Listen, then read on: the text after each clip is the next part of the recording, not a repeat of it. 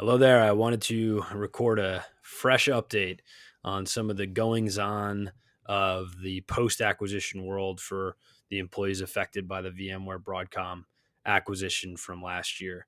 First update for 2024, as I've been waiting to see how things settled from the taxable events that occurred in 2023, the severance that was rolling out. So, a few updates in general across how things have um, changed well, I should say, with regard to filing your taxes for 2023, updates on some of the cost basis issues people have been having, thoughts around some severance and the Broadcom shares in general right now, and then also a quick update on the 401k, which affects folks whether you've stayed on or have left the company at this point. So, first things first, everyone is concerned about tax filing for 2023 for good reason.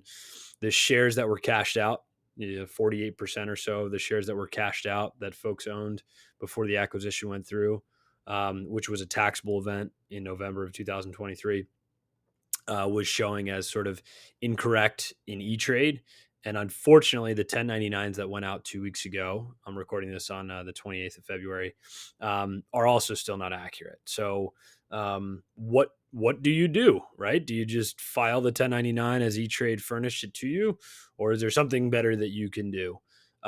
Luckily, I have some positive news to report on that front. Although I am not an accountant or a CPA, in speaking with many who are, and the way we're handling things for our clients is working hand in hand with their CPAs, but basically coming up with our own basis information. So instead of utilizing the 1099 from E-Trade, we're going to be creating our own historical cost basis information and filing that on Schedule D on behalf of our clients. So what does that entail? How do you update the cost basis? There is some historical information within E-Trade. It's accessible in E-Trade. I can point folks in the right direction, but you'll need to download a couple of spreadsheets, primarily one, and then you're going to basically come up with cost basis. Luckily, you can find all the dates from grants and employee stock purchase plan shares and use that information to get historical basis, and then update the transactions based on how they were cashed out. Even better, for 2024 and onwards, the 52% of shares that were converted to Broadcom that may still be at E-Trade for folks, or maybe you moved them elsewhere. The basis was never transferred to those new Broadcom shares correctly either.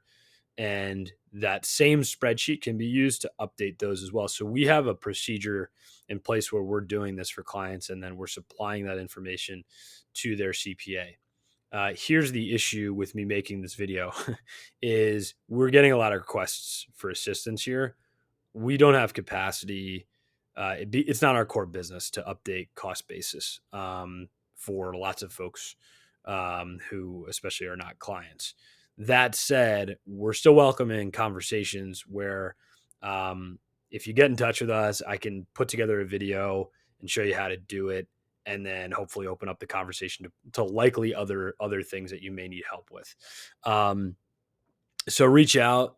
The sort of punchline there is we have a way to update basis information on the VMware shares that were cashed out last year, as well as those that were converted to Broadcom shares, and then hopefully file that with a CPA. I would recommend working with a CPA versus doing your taxes on your own this year, so that they can help you with any audit protection and some of the other valuable services that CPAs can provide.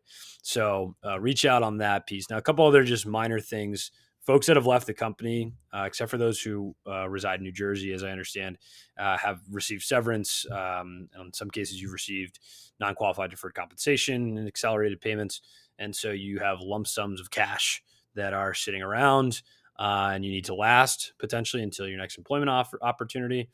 I'm not going to share a whole bunch of information here, but just reach out to us. We've been beating this drum for 2 years now, basically, about being prepared, and trying to have a financial plan together to figure out what to do with that, how you should be thinking about it, how it integrates into your overall savings, withdrawal needs, all those kinds of things. So reach out on that. Ditto, Broadcom shares, for what it's worth, have continued to rise. So for those who are still at the company and receiving shares and have a vesting date coming up in a couple of weeks, and those who have the chunk that converted and or additional shares that vested at Fidelity after November closing, what do you do with it? Again, we have sort of a principled stock award strategy around what you should be thinking about, how it integrates in your overall financial plan, what exposure should you target, how can you get there most tax efficiently if it comes down to reducing shares, how does that integrate with your tax plan? Reach out. I have thoughts to share around that as well. The last update I wanted to touch on too is the 401k plan. I know folks have been getting mixed messages. They've been getting notifications from Fidelity. In short, whether you left the company or you're still there, your VMware 401k balance should be, if you don't do anything else, that is, transitioning into the Broadcom plan in early April.